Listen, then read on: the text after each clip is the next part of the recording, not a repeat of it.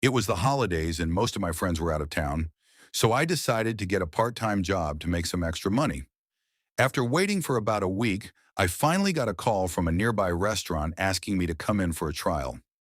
I already had some waitering experience, so I wasn't too surprised when the owner offered me the job.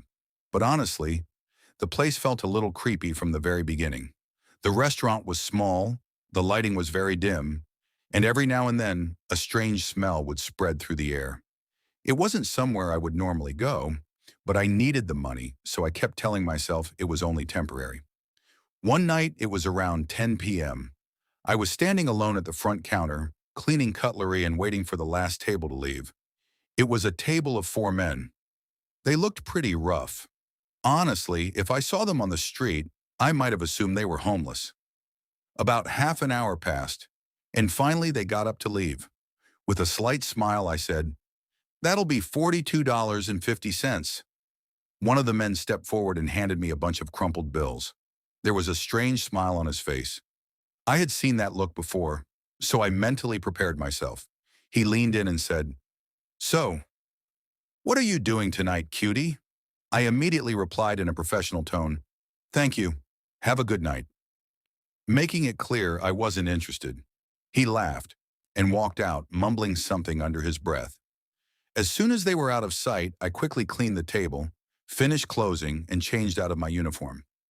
I said goodbye to the last kitchen worker and stepped out into the night. My house was only a few blocks away, so I walked home every night. I had only been walking for about 5 minutes when suddenly I heard a loud whistle. It startled me. I turned around, and it was him, the same man. He was standing on the other side of the street, motioning for me to come over. That same unsettling smile on his face. I paused for a second, then my instincts kicked in, and I started walking faster. My house was still about 10 minutes away. All kinds of thoughts were racing through my mind, and I could feel him getting closer. I turned a corner and suddenly started running. Tears were forming in my eyes, and I could hear his footsteps getting louder behind me. I didn't dare look back. Then suddenly, a hand grabbed my shoulder and yanked me backwards. I turned around, and it was him. His face was red, and his smile had turned into anger. He raised a finger to his lips and whispered, "Don't scream, or I'll cut you." In that moment, I thought it was over. I was mentally preparing myself, but suddenly, something inside me snapped. A surge of rage took over. I grabbed his face and dug my fingers as hard as I could into his eyes. He let out a horrible scream and clutched his face in pain. I didn't waste a second. I turned and ran as fast as I could. I kept running until I finally reached my house. My hands were shaking so badly I could barely get the key into the door. But somehow I managed to get inside. The moment I shut the door, I collapsed onto the floor and started crying. My roommates heard me and rushed downstairs. They helped me up, sat me on the couch, and I told them everything. They were in shock, but also relieved that I made it out. The next day, I called the restaurant and quit the job. It was honestly a shame. The owner was kind and I didn't mind the work, but I couldn't bring myself to go back. I kept thinking, what if that man was waiting outside? Now I've gone back to college, and I'm slowly recovering. But sometimes, when I try to sleep at night, one thought always comes back. If I hadn't fought back that night, what would have happened to me?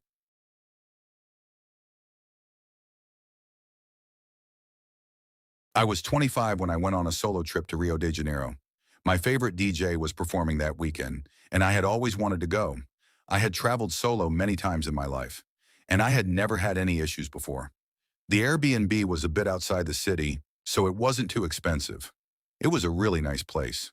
A small single-floor house, modern, clean, and comfortable inside. On Friday when I arrived, I unpacked, grabbed some food, and then headed to the rooftop venue where the DJ was performing.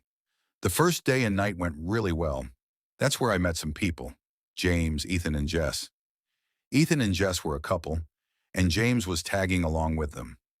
The next day we met up again, we had brunch together, then went out to explore the city. We visited Christ the Redeemer, then went to Sugarloaf Mountain, and finally spent some time at the beach. Unfortunately, they already had tickets for another show that night, one that I couldn't go to, so I was back to being on my own, which honestly didn't bother me.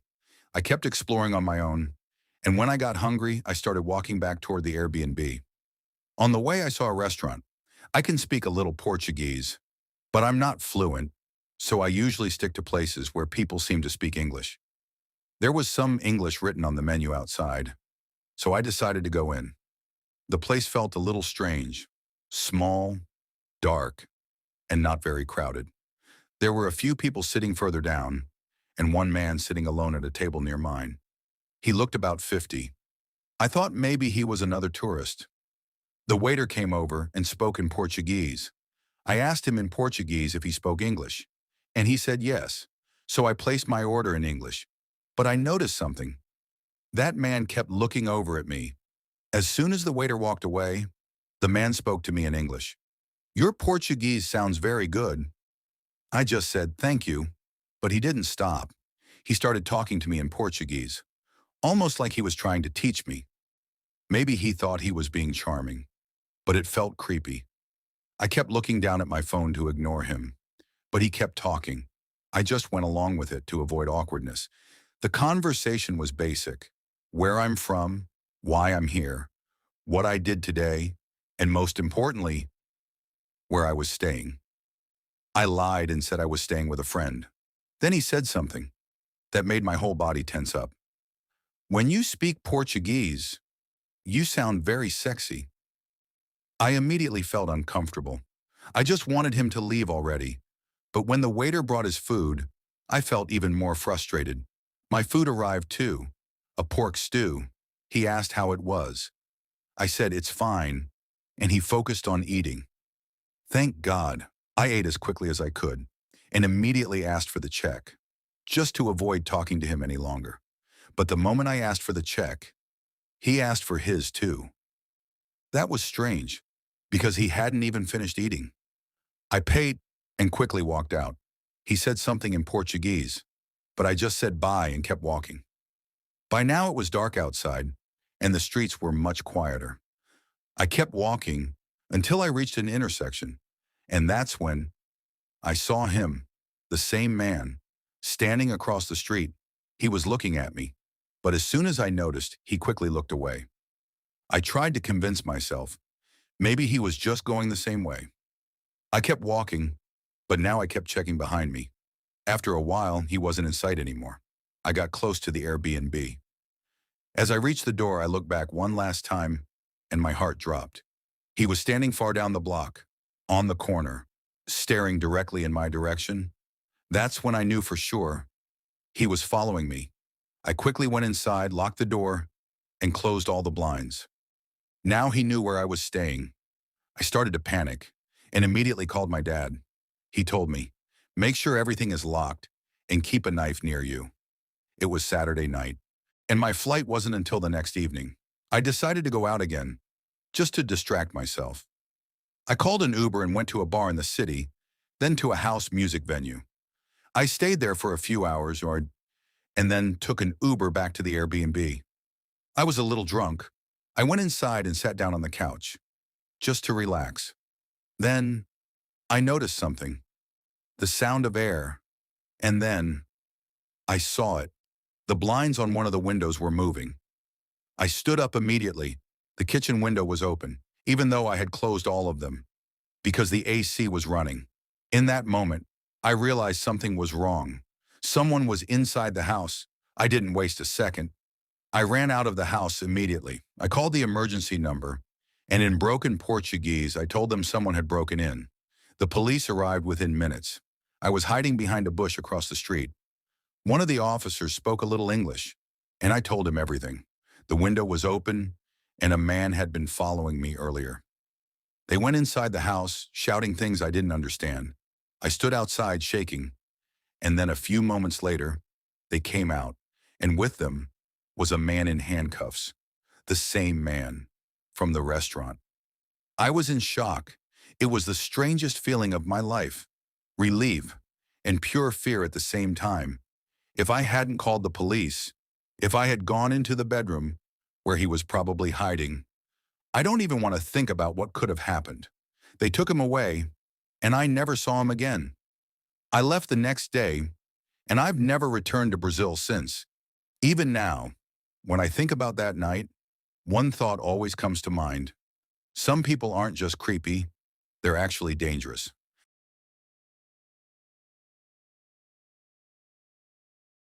I was 19 and really short on money, so I temporarily took a job as a waitress at a diner. The diner stayed open late, until 3 a.m. on weekdays, and 24 hours on weekends. On weekends, it was usually drunk college kids, and on weekdays, late at night, it was mostly people working night shifts or getting off work. I worked overnight shifts twice a week. Any more than that, and I probably would have collapsed from lack of sleep. After 10 p.m., I was usually the only server, since there weren't many customers at that time. One night around 1 a.m., a heavy-set, bald man walked into the diner. There was only one other customer at the time.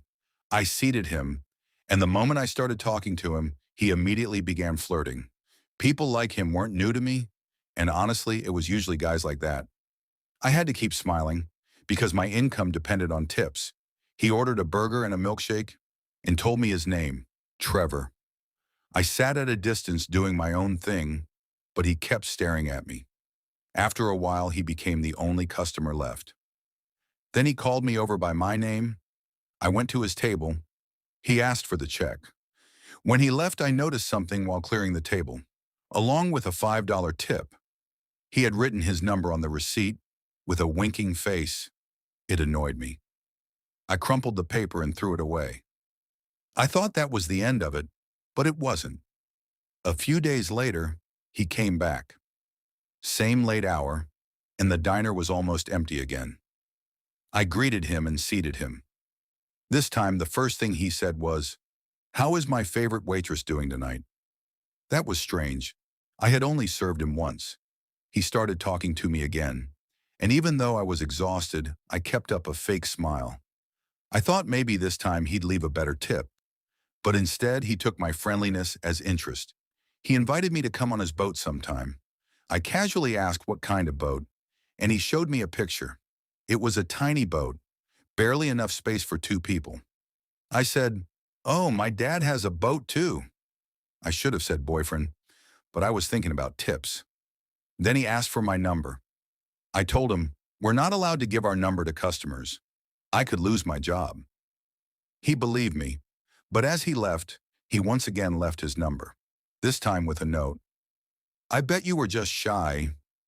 Don't be shy this time. Text me. It'll be our little secret. And still, only a $5 tip." I was getting irritated. I hoped I wouldn't see him again. But he came back. This time, as soon as he walked in, he said seriously, "You didn't call." I replied, "I really can't." He didn't say anything. He just turned around and walked out. I felt relieved, but the next day, at my other job, a coworker texted me, "Do you know that fat bald guy?" I said, "Yeah, he's really creepy." "Why?" She replied, "He asked for your full name, and I gave it to him." My heart dropped. I was angry, and honestly scared. Later that day, I got a text. It was Trevor. "Hey, it's Trevor, your favorite customer. You said you couldn't give your number, so I got it myself. Now you didn't break any rules, haha." I was in shock. I immediately blocked his number.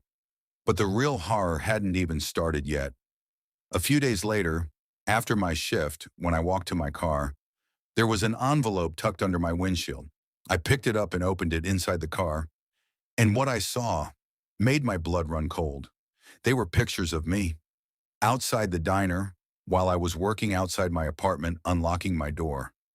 And the worst one, a picture taken from inside my home, through the window. I went straight to the police station. I reported everything. With the photos and his messages, the case was strong. That night I stayed at my parents' house. The next day a detective called me and told me Trevor had been warned, that if he contacted me again, he would be arrested. But I still quit the job. And the next month, I moved to a new place. I didn't want to take any chances. He was the first real stalker I had ever dealt with, and I truly hope he was the last.